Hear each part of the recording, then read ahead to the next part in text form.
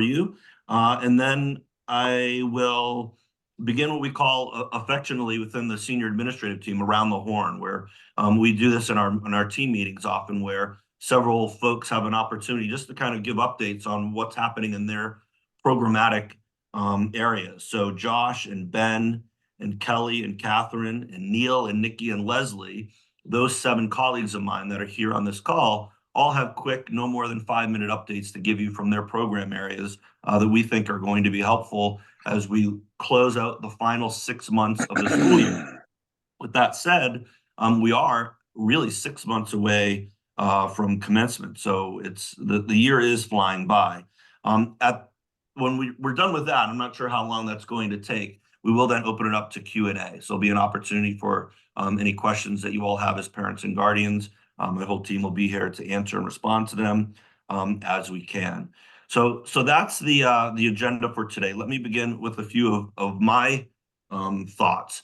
First, campus health. I am just recovering now from 2 weeks of just a really awful cough and cold.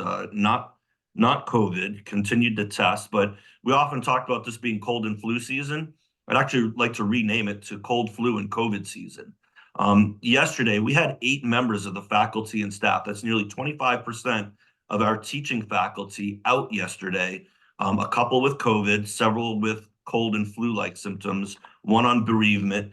And that was a problem for us. So I just want to apologize because it's something that we certainly was unexpected. And this year, what you may or may not know is that we actually hired a full-time substitute teacher to be on staff each and every day. And that teacher, Hunter Adams, who's also a wrestling coach, he actually is probably logged in more classroom hours than any teacher because every period, every day, pretty much, he is covering so that we don't just send kids to study hall. Yesterday, unfortunately, was a day where we had so much coverage needs, we couldn't possibly handle all the coverage. So we did put kids into study halls during a few periods, and that's not at all ideal. It's not at all what we want. So I'm apologizing on behalf of that. Things are a little bit better today. Josh can address this more when he speaks, but I just wanted folks to understand that on occasion, these anomalies happen that we're not quite ready for, and we need to be better and be more ready. And Josh did reach out to our colleagues last night to say, hey, listen, others need to be ready to step up and cover classes for their peers when that need arises. And yesterday it arose, but we didn't realize the magnitude of it until we're in the moment. So apologies for that. As we look ahead, this is, and Catherine will speak to this a little bit more as our Director of Enrollment Management, but we're getting ready to go into the re-enrollment season coming up in a few weeks, and she'll be speaking to that. But as many of you know, the last 2 years, we've had a little bit more turnover in our faculty than certainly the previous 2 years. Right now, as Josh and I have continued to have conversations, we are really projecting a pretty strong retention of our faculty and staff for next year. Likewise, student retention. We do, track students that are looking to apply out, and there are very, very, very few students this year that are looking to apply out. So these are good predictive measurements for what our re-enrollment is going to look like for the 24-25 school year. At this time, we have 201 students enrolled at the school. That's an all-time historic high for Chapel Hill Chauncey Hall. We have never exceeded 200 students. I believe when I started as head in 2009, we probably had about 160 and change students at that time. So we've been in a slow growth period. 12 of our 201 students are middle school students. So as I think you're all aware, we certainly launched a very successful middle school this year with an 8th grade. And currently we're going through the enrollment process for 7th and 8th grade for next year. So we're expanding that middle school division to include 2 grade levels. And that's where we're going to keep it for now, just the 7th and 8th grade. So it'll be 7 through 12 moving forward. On the fundraising side of things, we've had a really strong first half of the giving year. The fiscal year is our giving year, ending in June 30th, which I believe you all know. I believe that the fall gala is a primary reason why we had such great resonance in leadership gifts to the school in particular. Our pacing on participation is a little bit behind where we'd like it to be. So we're going to continue to push participation rates, particularly from current and past families and our alumni. Our trustees and our advisors and our faculty and staff have been really great supporters with their very, very, very high participation thus far. Also on the fundraising side of the house, our capital campaign. As I think you all know, we've had a capital campaign in effect. We had that wonderful launch, and Leslie will tell you a little bit more about that. The beginning of the year, where we had a campaign kickoff event. I'm really pleased to announce that right now we are at just over $1.8 million raised towards the project to knock down and rebuild Atwood as an academic building. We're going to have a groundbreaking on May 21st for that. Really, the 2 days after graduation on Monday, June 3rd, probably that's when we're going to do real shovels in the ground to knock down, to raise Atwood. And hopefully, if everything were to go just right, during winter break next year, about this time next year, we would be looking to open that new academic building for our students and our faculty to use and enjoy. So many of you have contributed and participated and are partners on that campaign. Thank you, thank you, thank you, thank you. For those that haven't, that are interested, certainly reach out to me or Leslie. We'd love to set up a meeting, talk a little bit more about our plans and the process for making a pledge to that campaign. That obviously is a major piece of what the board's been focused on, our campus master plan and development. We are going to have a few board meetings coming up. February 1st, there's a board meeting. We'll set the fiscal year 25 budget for next school year. Also, the spring board meeting in late March is one where we're going to get back to looking at our ongoing strategic plan and making sure that we're about halfway through right now, our 5-year strategic plan, and that we're making significant progress. And I feel great about our progress thus far. And then our annual meeting will be right before commencement. And we have 23 members of the Board of Trustees. We know that 2 or 3 of them are going to be stepping off the board as their terms expire. And we're going through that process right now of identifying and cultivating new members of the board at this time. Commencement is Saturday, June 1st. Last year, we tried something different. We coupled Alumni Day with commencement. We're going to do that again this year as well. So the morning is really focused on the graduates, class of 24. And then in the afternoon, it'll be an opportunity for alums to celebrate. By doing this all in one day when we have facilities and tents and people on campus, there is an ease, yet also a chaos to it that happens through that day. And it's a wonderful way to finish the school year. With that, then we are now under 6 months to go until the class of 24 graduates. A couple of the parents that I see are on the call are parents of seniors. So this becomes a very bittersweet time in your lives. And it can also be a pretty significant emotional roller coaster. I know I've got a senior right now in high school, and the emotional roller coaster has already begun going through that process. And right now it's a lot of the waiting game with waiting to hear back from colleges and universities about acceptances. Of our 54 seniors, 10 of those 54 have already determined where they're going to be going next year with early decision acceptances that are binding and they've committed to. So the following schools are schools that we're going to have graduates from CHCH attending next year. We got University of Vermont. We got Rochester Institute of Technology, RIT, in upstate New York. Champlain College, Brandeis University, Northeastern University, Wesleyan College, Duke University, WPI, Villanova, and Amherst College. Really impressive list for the first group of seniors that know where they're going for next year. So super proud of their hard work and the faculty that have partnered with them. Certainly Brooke Fink doing amazing work as our Director of College Counselor. And we look forward to see where the rest of the senior class winds up going. All right, with that, it's 1:15. I'm going to stop talking. I'm going to pass things over to Stephanie Gordon to give you some PGA updates, and then we will roll through members of my team to give some updates in their program areas. So it looks like Stephanie is in the car. Stephanie, I'm going to turn it over to you. Hi. I just wanted to say Happy New Year. Can you guys hear me? Yep. Okay. I will be pretty brief.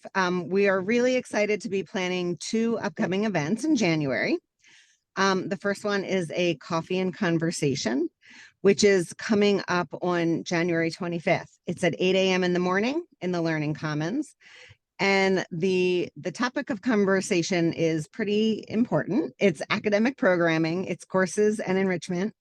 Mr. Bubar, Mr. Riggs, and Miss Masucci will be there to help us understand the process that our students go through as they choose their courses, and what their advisors are talking to them about in these considerations as they choose their classes.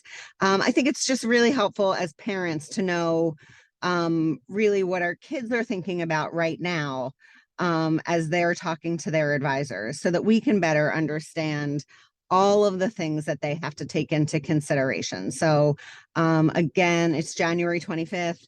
It's at 8 a.m. in the morning.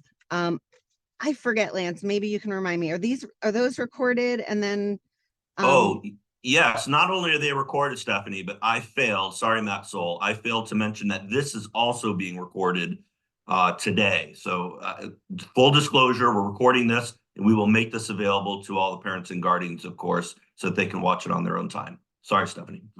I mean, I definitely hope you guys will be there, but I do also think that it's really, really important knowledge for us to have. So so just so that you guys know that. But also on the fun side of things, we're planning an event on the evening of Saturday, January 27th from 4 to 6.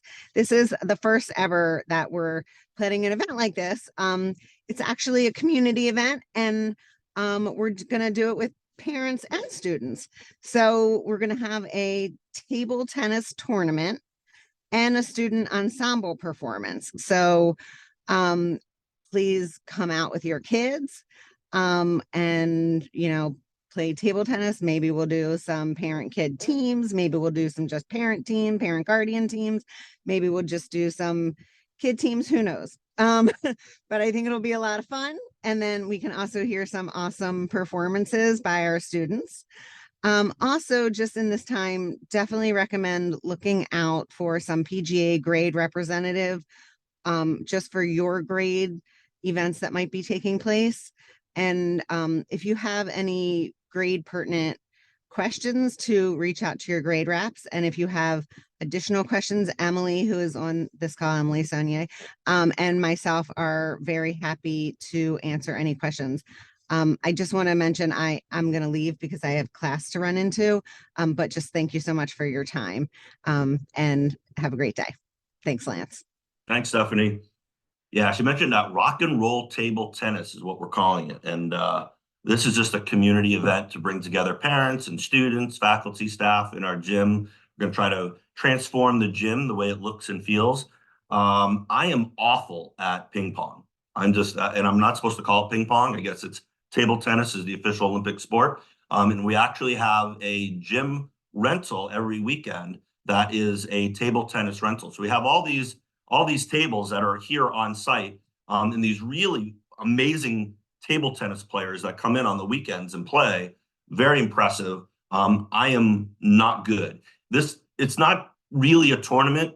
This is like a fun play around, enjoy your time, have some hot cocoa, listen to the student band play. If you want to get into tournament play, there'll be a little tournament on the side for those that are more serious. But for those that are looking to have an easy, fun win, play me. You will beat me. All right. Let us now kick things over to a few different colleagues. The order will go in Josh and then Ben, Kelly, then Catherine, and then Neil, Nikki, and Leslie. We'll work through that order. I will cue you up as we go. These are quick updates and program areas, and then we'll go to Q&A after that. All right, Josh. Good morning, everybody. It's nice to see so many folks. I just want a quick update about spring session. I know the vast majority of you, I think everybody, all the parents on this call, were part of the 175 out of 189 upper school families who signed their students up on time prior to break for spring session. I'm in the process of gathering those folks who didn't kind of get that done, making sure our rosters are complete. letting faculty know, making sure we have the appropriate chaperones and session leaders for the various sessions that we are going to be able to offer. I'm hoping by the end of this week to get those lists out to everybody. I've got a couple of I's to dot and T's to cross, but you should be hearing, if not the end of this week, if not by Friday, then certainly by Tuesday next week after the long weekend. Faculty are really excited. They're kind of knocking down my door saying, hey, I want to make reservations. I want to make sure I have everything lined up. So we're going to get that stuff out here by the middle of January at the latest. If you have any questions about that, please feel free to reach out to me directly. But if you got an email back that says you have submitted your form, then I have it for sure. I have all that data that got submitted. All right, I'll pass it on. Whoever's next. Who's next, Lance? I'd be Ben. Thank you. Thanks, Josh. Thanks, Lance. Good morning, everyone. Good to see you all. I'm just going to give a quick kind of update shout out for a couple of programs. One being our senior presentation program, which many of you may be very familiar with if you have seniors currently, or if your students are unlike my children and actually talk to you about things going on at school, and have talked to you excitedly about what's upcoming for them in the years ahead as they watch their peers deliver senior presentations. The senior presentation is a longstanding tradition at Chapel Hill, which is a capstone requirement of all of our seniors. And we have 54 seniors this year, 18 of whom have already completed this important step in their senior year journey. So we're kind of right in the thick of senior presentation season, in addition to cold, flu, and COVID season. So we're cramming a lot in this winter. The kids are doing a really good job preparing for these with their advisors. Every student is assigned, or kind of chooses and is assigned, a faculty advisor for the senior presentation process. And this is sort of the culmination of a lot of skill building that students are doing through the years to kind of get to this point where they're standing in front of a larger audience and talking about something that's really important to them.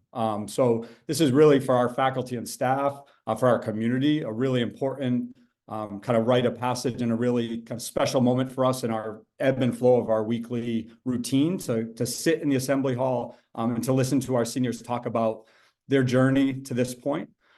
We have some seniors who elect to go in a different direction and will kind of do some more creative things for their senior presentation. Every spring, we have a community day where anywhere between half a dozen and a dozen students will lead longer workshop style presentations for their peers and their teachers, where they will teach us about something and lead us through an activity. And we've had senior presentations that have extended out of this out of the assembly hall and been in our campus pool or on our athletic fields or in our art spaces. So there's a lot of opportunities for the kids to explore something of interest and to share that with the community. I encourage you to talk with your students about the senior presentation, if they're willing, and ask them kind of what is interesting to them, what they've seen that they've really liked this year or in past years. It's a really great way for us to build community. So the senior presentation is one piece I just wanted to plug. And then the other is the Distinguished Scholar Diploma. You'll be hearing more about that upcoming at the Coffee and Conversation when we talk about our academic program. But just to give you a sense of what the Distinguished Scholar Program is, this is a program where our students can really dig and dive deeply into a particular area of interest starting in the sophomore year. So Sarah Masucci is going to be talking with the 10th graders in the coming days about this program. And then you'll see a communication coming home after that to kind of outline what the program is. But essentially, it's an opportunity for us to really differentiate for students in an area of real interest and passion, where they can take a robust course load in that particular area. They can explore enrichment opportunities outside of the classroom, and they can partner with an advisor in that area of real passion and take a real deep dive and really explore things that they're passionate about, interested in, and then find some way to share that back out with the community. So I encourage you to talk with your students about these two programs, and we'll have more information upcoming both via email, but then in person in our Coffee and Conversation in a couple of weeks. Great. Thank you, Ben. I'll kick it over to Kelly for some middle school program updates. Kelly. Good morning. Thank you, Lance. We are having a good time here in middle school in January. The middle schoolers were actually the ones who were excited not to have a snow day because those in the gym class had been promised sledding yesterday. So that was a big hit yesterday. We are also deep in discussions about ninth grade. So this week we have an event for parents tomorrow night for parents and students, and we will be having individual conversations and then student-led family conferences at the end of February to help our 8th graders get ready for ninth grade. Just a couple other schedule highlights. Josh mentioned spring session. 8th graders are not signing up for the spring session catalog offered for the upper school students. Instead, we are planning 2.5 days of field trips. I have a list here with a survey that's been done and some budgeting work that's already been done, just waiting for some more details on scheduling. And we will put those 2.5 days of field trips together for the 8th grade. And we also announced prom yesterday. And I just wanted to make sure that everyone understood that prom will be a privilege for 9th through 12th graders. And there's already a little grumbling amongst the 8th graders, but I don't know of any 8th grader who gets invited to a prom at their school. So we may have our own social event if we so choose, but we will not be attending prom. So if rumors are out there, I'll just squash those rumors right now. And then, of course, we're looking ahead to next year, and I don't want to steal Catherine's presentation, but we have a wonderful pool of applicants for both 7th and 8th grade, and the tours are being scheduled daily. We have a particular interest right now, a little thread of interest from the city of Waltham, which is really wonderful. And I'd love for all of you to share the news about the middle school. When it comes to faculty, it's also fabulous that we have, Mary Alice is fantastic humanities teacher, Mary Alice Kuhn, and she'll be staying with us. And then Tim Seston is also going to be joining the middle school. And that is also thrilling news. We love Tim. And some other folks in various departments already on campus are chipping in now and will continue to do so as we grow the program. So please send any questions my way or send them right over to Catherine to schedule a tour and interview. And we're looking forward to reading those applications and creating the class of 2029 and the class of 2030, which is a little crazy. So that's all I have from here. Thank you. All right, perfect segue over to Catherine, our Director of Enrollment Management. Hi, everyone. Good morning. Thank you so much, Kelly. Yes, we had a very exciting time here in admissions. First wanted to just say thank you for all of your hard work last trimester in our recruitment programs like Open House and just getting the word out there. We know that the work that you do is so important in sharing all of the wonderful experiences at Chapel Hill within your own community. So just wanted to take the opportunity to say thank you. We're really busy over here interviewing and touring students and also getting applications coming through, but wanted to briefly talk to you about the re-enrollment process. You'll be hearing from us in the first week of February with some re-enrollment information coming through your email. So stay tuned for that. And if any questions come up in the meantime or during that process, we are, when I mean we, the admissions office, are your go-to. So feel free to reach out if you have any questions or want to talk through anything. We are here to support you in the transition of re-enrollment for the next upcoming year, the 2024-2025 year, which is exciting to think about, but we've had such a great year thus far. And on top of that, we are working through our admissions process for the 2024-2025 year for new students.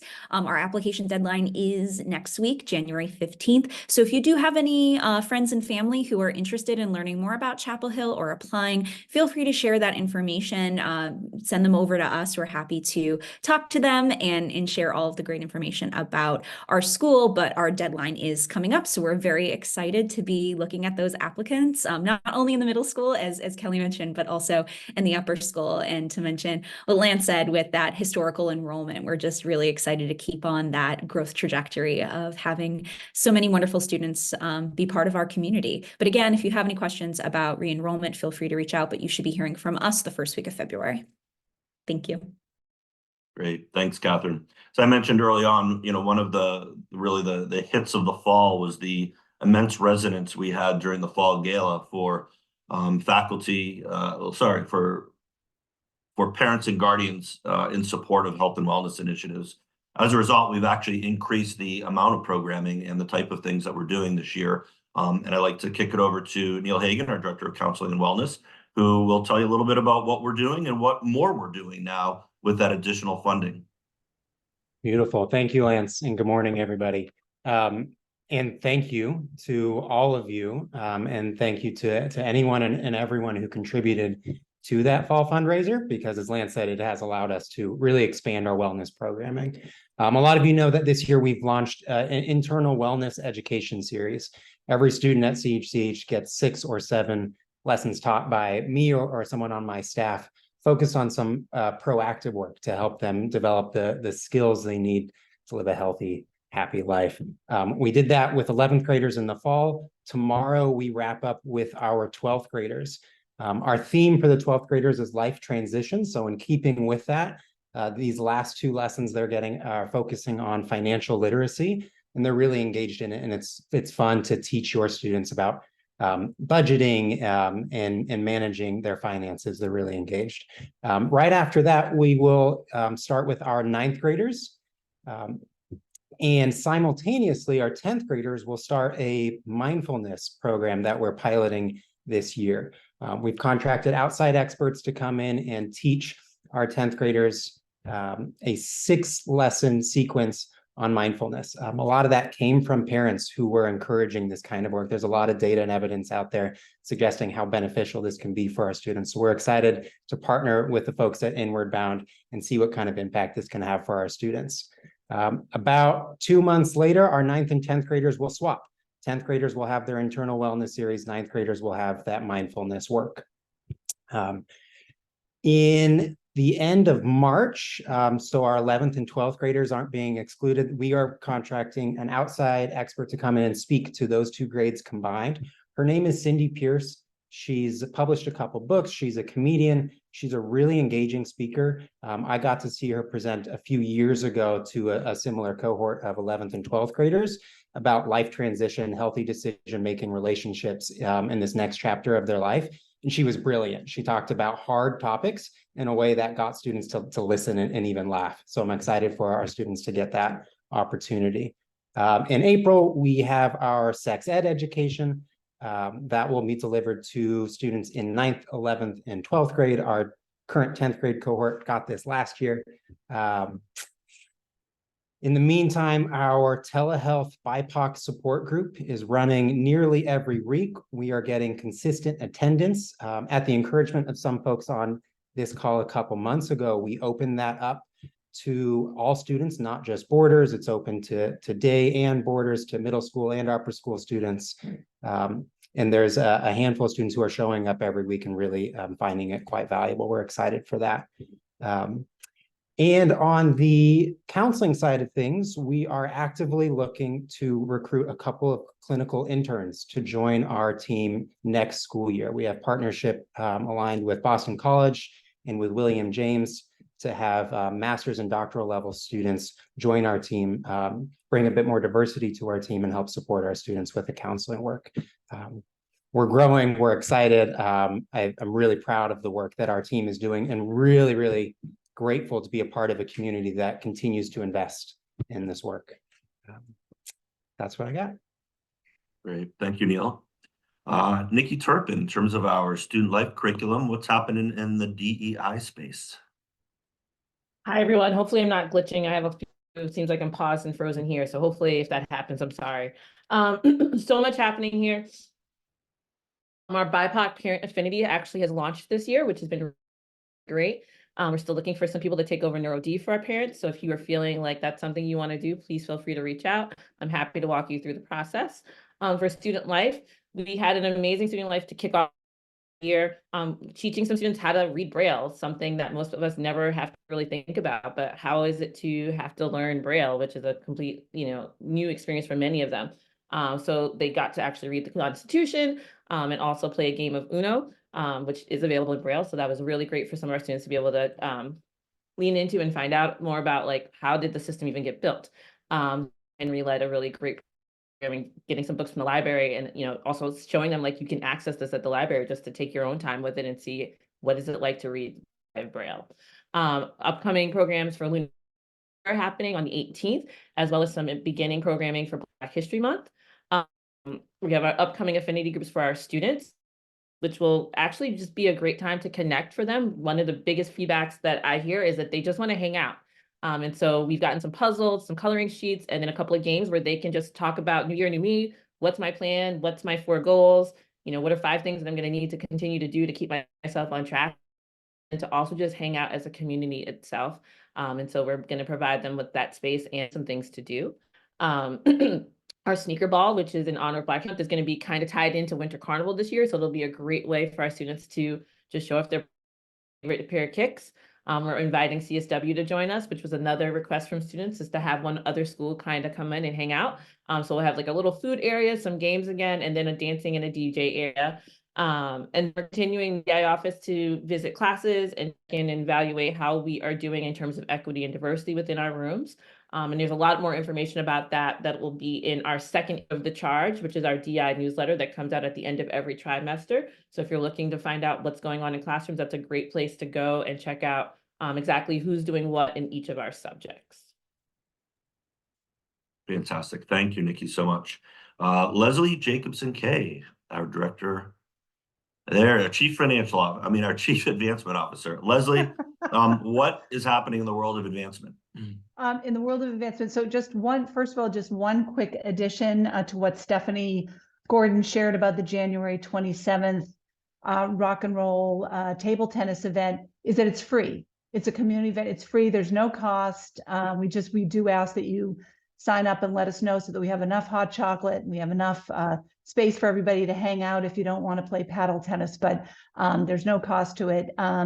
There's that. And then also, Lance mentioned earlier, we are having a very strong fundraising year so far. So thanks to those of you that have contributed. And on the participation side, we want more members of the community to support in whatever way they can. And we have coming up in February, a big community challenge again. Kate and Walker have some great plans because we planned it the week of Valentine's. So we are definitely going off of the theme of love and Valentine's. And we look forward to more people participating in the community, alumni as well, grandparents and parents of alum, as well as those of you that haven't supported yet. Also on the campaign side, Lance talked about all of the things that have been happening, and many of you were there and have seen the plans and the rendering, so you can start to visualize what the building's going to look like, and we're really excited about it. Over the next few weeks, we'll have some updated renderings. Our architect is working on those with Gwen Pajasic, our CFO, so we'll look forward to sharing those with you. You can, obviously reach out to Lance or me if you want to set up a time to see them, and we'll also make opportunities for you to look at them as well. We want you to get as excited, I think, as we all are. And then there's the date for the groundbreaking that we have held, which is May 21st. And then finally, we have the date held, it's May 13th for golf and pickleball. I know it looks pretty cold out there. It's hard to imagine that we'll be outside again, but if the days are getting a little bit lighter later, so get ready, save the date for golf and pickleball. This is the 3rd year that we're having pickleball, and the crowds have been growing over the last year. We got a bigger crowd. You do not need to know how to play pickleball. We have coaches there who will help you. And if you're a little more competitive, we have you covered as well. So we hope you'll join us for either of those and have some fun. I think that's pretty much it. I think everybody else covered it. So I'll turn it back to you, Lance. Great. Thank you, Leslie. All right, we're going to move to a Q&A here. We have 20 minutes left, but it may not necessarily take 20 minutes to get through Q&A. You can certainly ask through a video question, or if you want to use the meeting chat feature, you can do that as well. Oftentimes we have run this where there's like 2 separate lines of questioning going on. There's one that we're talking about through video, and then there's these other questions that are coming up through chat, which many members of the team can probably answer as we go. So the floor is open. Any parents and guardians that have any questions for anyone on the senior leadership team, we're here to help.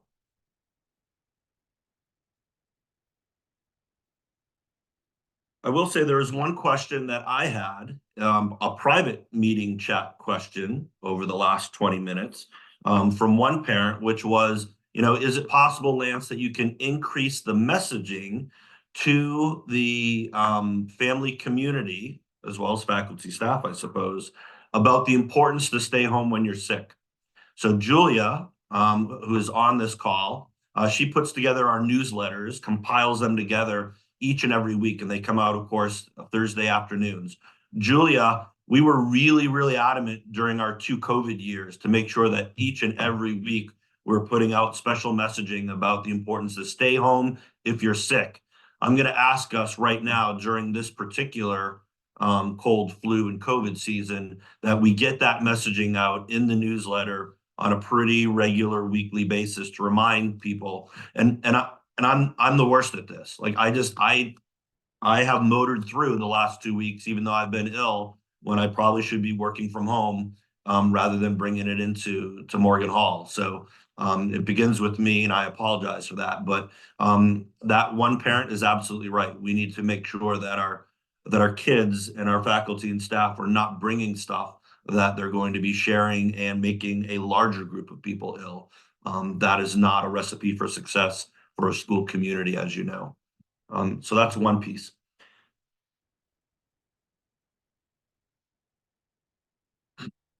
Bonnie, hand up. I love it. Just like our students, right? Education to the core. Good morning. So I just have a question about professional development for teachers, and just trying to learn a little bit more about the increased time that teachers have to meet. How is that structured? Are teachers having a chance to meet all together to talk about students if needed? And then what type of professional development is given around accommodations, general accommodations for kiddos? I know we have a neurodiverse community. And so just trying to learn more about what type of training teachers are getting around providing daily accommodations to students. Excellent. Yeah, Josh, I'm guessing that you're probably in the best seat to answer Bonnie's query. And there's also another query online about Atwood that one of my colleagues may be able to answer as well. Go ahead. Sure. Yeah.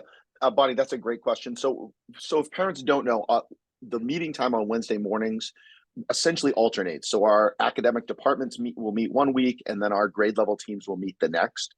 And conversations about accommodations, for example, and about take place in both of those arenas. So our departments will talk about that. What does it mean to give extra time, and how do we time out, for example, in-class assessments, quizzes, or tests in the math department? And we have some math teachers who will give, take a 60-minute assessment, or a 40-minute assessment, but give the entire class time to take it. So how does that work vis-a-vis accommodations? And that conversation is going on at our academic departments, because of course, within different departments, there's pretty different types of assessments that we give.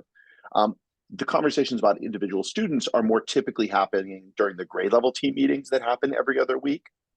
And so if there are students of concern, those conversations are taking place. If those conversations need to be deeper than the time allows, then those folks, the grade level deans, are reaching out to Sarah or to Ben as appropriate to say, hey, we need to kind of make sure that we can talk about this particular student, and here are the 3 or 4 people who really need to be in the room as we talk about it. So that's kind of how we're dealing with that piece. And then more broadly, every year we cycle through different professional development opportunities, both whole faculty and smaller faculty groups, around all sorts of issues. As you said, we have an incredibly diverse population of learners with an incredibly diverse set of needs. And so, for example, this year, Lizzie Rosen, who's our director of SAS, Maura Henry, who's our dean of faculty and a longtime math and SAS teacher here, and one of our teaching fellows, Brianna Wilson, are hosting a professional development seminar for all of our faculty about accommodations and what are effective ways to talk to students about them, what are effective ways to communicate with parents about them, and effective ways to communicate with whole classes about what it is that we can and can't do, and how best for our students, I would say, to access those. Because one of the pieces that we really want our students to grow in is self-advocacy, because as they go off to college, and I have a son who's my eldest child is dyslexic. He received services all through middle school and high school. But when he went to college, they didn't want to hear from my wife or me. And so he had to learn how to advocate for himself. And with some coaching. There might have been some coaching from my wife and me about how to do that, but certainly he needed to have those skills in hand, and we want to make sure that our students do and know how to access those skills. So that's a part of the conversation too, particularly in the 11th and 12th grade cohorts. How do we support our students while still providing opportunities for them to advocate for themselves? Does that help answer the question? Yeah, I think, sorry, I think beyond kind of accommodations on just testing, I think professional development that's really good to hear. I know education right now, it's tough for educators. There's a turnover rate. So I'm just looking at what type of training are even new teachers getting in addition to current teachers around accommodations beyond just test taking. What does anxiety look like in the classroom? What is avoidance for those kids who aren't, their disability is around self-advocating? How are you as a team getting them to progress in that area on a consistent basis, and sort of just that constant feedback? So you were saying that they meet as a team, a grade level team. How often is that? It's essentially twice a month, every other week. And then they meet as academic departments the weeks they don't meet as a grade level team. Yeah, and so all of our new faculty do 2 full days of new faculty training, and then in addition, we do work during our pre-sessionals. And much of that is to try to acclimate our new faculty to the diverse set of students that we work with and kind of their diverse set of needs. I'd also say one of the great improvements in adding Neil to the mix and expanding our counseling staff is that Neil has been able to really work with a number of teachers and activity leaders, even individually, to help them problem solve with students who are struggling, for example, with anxiety, and how that might present either in a classroom or in a co-curricular activity. Neil, I don't know if you want to speak to that a little bit at all, but I do think that is an area where and it's tricky, Bonnie, right? Because if that's the area where a student struggles, we want to support them, but we also don't want them to remove the training wheels as appropriate so that they develop those skills for when they leave us. But Neil, I don't know if you want to speak to that a little bit. Yeah, you covered it. It's an accurate report. Myself and our whole team, we're available to support our colleagues with whatever social emotional challenges are presenting in the classroom with students. Bonnie, you mentioned anxiety. That comes up a lot with a lot of our students, and teachers who are struggling to support students who might be struggling with anxiety in their spaces. We partner with them to help give them a baseline understanding of what might be presenting and how to support them.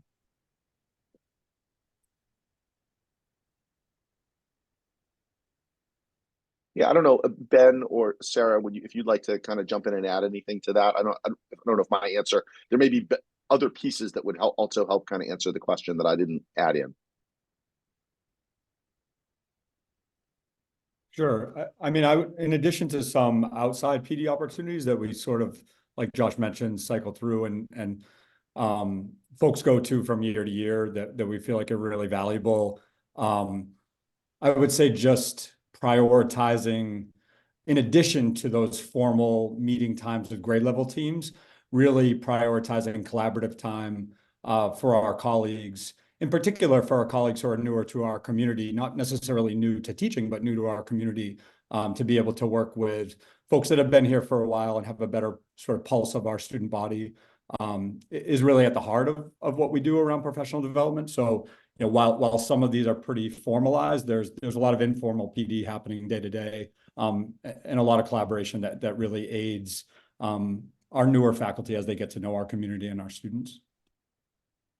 I will add to this, Josh. You mentioned that every other week team meeting. I'm on the 11th grade team, and that is really one of the most valuable spaces that I've seen to address this kind of work, because it gives an opportunity for a teacher to say, I'm struggling to support a student with X. Like, these are the behaviors I'm seeing in my class. And then there's other folks in that room who can say, I've seen that as well. Here's what I'm doing that's working for that kid.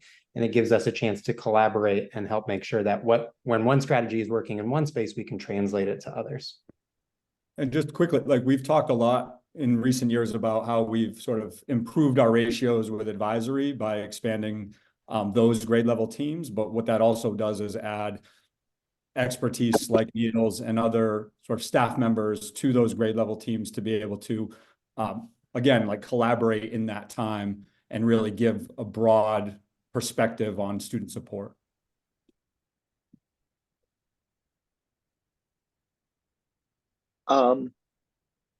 If Bonnie, if that helps, I would love to kind of jump into, because there was a question in the chat too about Atwood.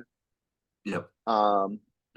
And so for Atwood, one of the silver linings of the 2021 school year where we were fully open in person, but we're looking to abide by the distancing expectations of the Commonwealth, is that we have kind of expanded the number of spaces that we've used as classrooms over the course of time. And so what's going to happen is when Atwood closes down, right, and we're in the process of knocking it down and rebuilding it, we will be able to, by utilizing all of our classroom spaces all over campus and opening up some other spaces as classrooms. So for example, our maker space, the wood shop space, which we used as a classroom through 2021, some in the theater, we will be able to have essentially in-person classes all over campus. It's going to be, to be frank, it's going to be tricky in that right now we were able to, in our schedule, for example, have teachers teach in no more than a couple of different spaces over the course of their academic schedule, right? So I might teach 3 of my 4 classes in Wilkins 5 and then move to Wilkins 6 for one of my smaller classes. We may well have teachers moving to 3 classrooms in any given week, which is going to be tricky for them, for sure. I don't think it's going to have a huge impact on student experience, in that students are used to moving all over the place and being in different places. They might be in a couple of different buildings. So our 9th grade might be that they're going to have their English class over in Wilkins and their math and their science class in the barn, which will be a little bit different in that those 3 classes won't all be in the same place. But at the same time, for many of our 9th graders, because they're taking an art class, then they'll have 3 of their 6 classes in the barn in any given week. So it's actually, maybe it's going to feel a little different, but it's going to condense things a little bit in some ways for 9th graders as well. So it's not ideal, but it will be a really great, we'll suffer a little bit for a tremendous outcome, and again, I'm maybe not quite as optimistic as Lance is about a January opening, but really, really hopeful for a 24-25 opening for Atwood, and that we'll be able to kind of see the fruits of all that in the winter or early spring. Yeah, and we were hoping to limit that need, that sacrifice, if you will, just to 4 months if we can possibly do that. And that's why we're starting as soon as graduation commencement ends. So we got a full summer of construction, work through the fall. And again, ideally, in a perfect world, winter break, we open up, which means only 4 months. We would be having to reconfigure our classroom spaces. Good question. Are there other questions out there? There was another question of Lance that I think is probably for me about the security and emergency plan. Oh, yeah.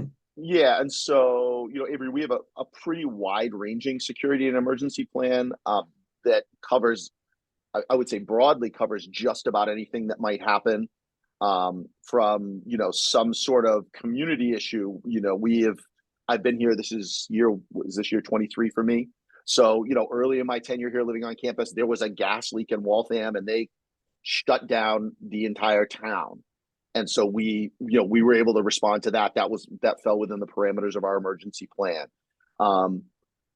More specifically, if we're talking about, for example, an incident on a campus where someone comes onto campus looking to do harm to members of our community, we follow the ALICE protocol, which is essentially a protocol that doesn't just rely on a lockdown strategy, but we try to communicate broadly with students and our community members about what's going on and what we know to be true. And then it allows students and community members kind of a choice of actions should something like that happen. One of the advantages for us is that we are tremendously close both to the Waltham Fire and Waltham Police Department. So in the cases of emergencies, we've had very timely responses from those groups, and I would call them robust responses. Would you agree, Gwen? The fire department, they are incredibly responsive to anything that happens at a school, and they show up quite quickly. So I think that's That's what I would share. I mean, if you're interested in something more, some more documentation, we can certainly put together. I mean, we have significant documentation. I'm not sure how much we actually share with folks. And that's just out of kind of some safety concerns. Most institutions don't broadly share their internal safety plans. So yeah. So maybe I would like Matt Soul to actually just quickly, talk about our communication, like Bright Angel and how we use text messaging through emergencies in a way as a communication tool to keep everybody informed. Yeah, so we have the ability, we have everyone synced up, students, faculty, staff, parents, guardians. We have the ability to very quickly text message the entire group, and depending, we've met recently about this, and depending on the situation, if it's an emergency that is very timely, we send a text message that can go out within under a minute, and that goes out to everyone. And we usually, just to be thorough, make sure everyone's getting it in all the different ways. We'll follow that up with an email. So any circumstance we've had, we will follow that that protocol where we send a text message, follow up with an email, and then we'll always follow up at the end of the day to recap. If we ever have to do that for any reason, we'll follow up at the end of the day of a recap of what happened, just so everybody's aware of what was going on. Yeah, we do have as Josh mentioned, very robust, many pages of emergency management protocols, and we do every trimester or quarterly. We have emergency management team meetings as well to go over all these pieces. Vivian, you've had your virtual hand up for quite a while. What do you got for us? Yeah, thank you. Thank you, Bonnie, for asking the question about accommodations and support. The support that Cami has received at CHCH has been amazing. And I guess my question is really, as she gets ready for senior year, what data or what kind of feedback can you give us in terms of how student success once they transition into college? I mean, I appreciate Josh, you talking about self-advocacy, and that's something that they certainly develop as they're there. But what do you know about success in college of graduates in general? Yes, so that's a great question, and it's something that we've been working to track.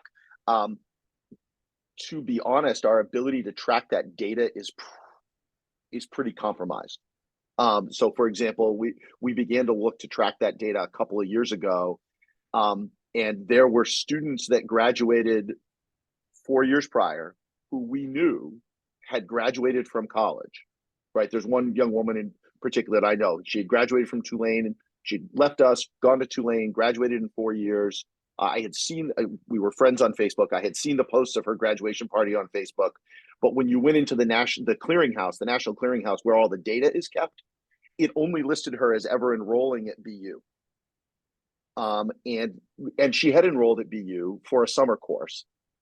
And at one point, maybe between her sophomore and junior year, but it had no indication that she had ever enrolled at Tulane, much less graduated. So as we began to do this, and I think Stephanie really helped out with kind of digging out that data, even our incomplete data, we're well above national averages in terms of both 4-year and 6-year graduation rate. But we're struggling to figure out, like, are we at 100% within a 6-year graduation rate? Are we at 90%? Like, where are we exactly is not something I can say with much confidence, to be frank. And this doesn't even count, so I don't know that we have any international parents or guardians on the line, but one of the other complicating factors is the National Clearinghouse really doesn't do a good job tracking international students. And so 20%, 25% of our graduates in any given year are international students, and they are often totally untracked. So all that being said, one of the things we do is we try to gather anecdotal data from our students. And so we have many faculty, as you might imagine, who are pretty well connected with our alums, either via social media. For example, I have a handful of guys that have played basketball for me that I'm connected to that we text probably monthly. And often I'm asking, hey, so how are things? How was your sophomore year? How do you finish up your sophomore year at Clark? And trying to figure out, one of the things we do is try to figure out, like, what went well and what could we have done better? And so one of the things that we continue to get pieces of feedback we continue to get is our students are good at self-advocating, but they'd like to be better. Right. And so how do we, and this is really hard for us because we are this really nurturing, caring environment. And so we're here with our kids and we're trying to help them. And there are points at which we're trying to figure out at what point should we allow students to fail a little bit? And what does failure look like here so that prepares them to maybe not expect that or have that happen to them when they get to college. And again, not that we have a lot of students who show up to college and at the end of the first semester are dropping out because the sky has fallen. That's very rare in our experience. But so that's one of the things that we're still kind of wrestling. What does that look like here? That we're wrestling with a little bit. And Bonnie, the question about the questionnaire, we have done that, and our rate of return is not good. So it's hard to when you get a rate of return around 25%, it's pretty difficult to extrapolate much from that. We did really well, and I would congratulate Stephanie Daniels reaching out when we had the National Clearinghouse data, and then we had holes in that data. And when I say holes, big gaping holes, like 60% of our graduates didn't have complete information. We reached out to them individually, and we were able to follow up with some help from the advancement folks who had those personal emails from alums. We were able to get some more data. But the questionnaires have been we haven't gotten great response, I guess is what I would say. Thanks, Josh. Does that help, Vivian, answer the question? Yeah, great. Thank you. I appreciate that. Thanks, Josh. Yeah, great question, Vivian. We are up against the hour. And I know that many of my colleagues have other responsibilities right here at the hour, with apologies. If you have any other follow-up questions that you want to email directly to any of us, please do. We're always available. As you know, we try to have this kind of, within a business day, get back to you.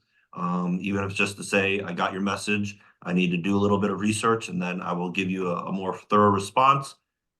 We do want to be very timely in our response to parents. So I do want to thank all the parents and guardians for participating and joining us today. I want to thank my team for their time and their engagement. And we will do this again in the spring trimester, of course.